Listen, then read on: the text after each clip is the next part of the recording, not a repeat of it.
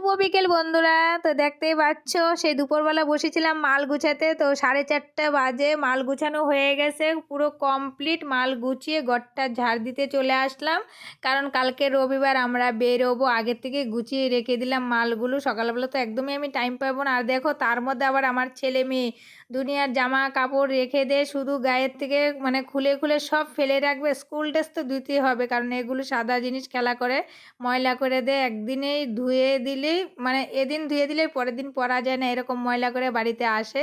তো যাই হোক, জামা কাপড়টি একটু জলটা ঝরবে, শুকাবে তো না, কারণ বেলা শেষ হয়ে গেছে। তো আমি স্নান করে দুটো মাল দিয়ে আসার সময় আবার ডালিবুড়িকে নিয়ে এসেছি। ডালিবুড়ি হাসছে। তো ভিডিওটা আর বেশি বড় করব না, এখানেই শেষ করব। যদি ভালো লাগে অবশ্যই একটা লাইক করে কমেন্ট করে চ্যানেলটাকে সাবস্ক্রাইব করে আমার পাশে থেকে আমি ডালিবুড়ির সঙ্গে খেলা করতে থাকি। তোমরা চ্যানেলটাকে সাবস্ক্রাইব করতে থাকো। দেখা হবে পরের ভিডিওতে। ভালো থেকো, সুস্থ থেকো, টাটা।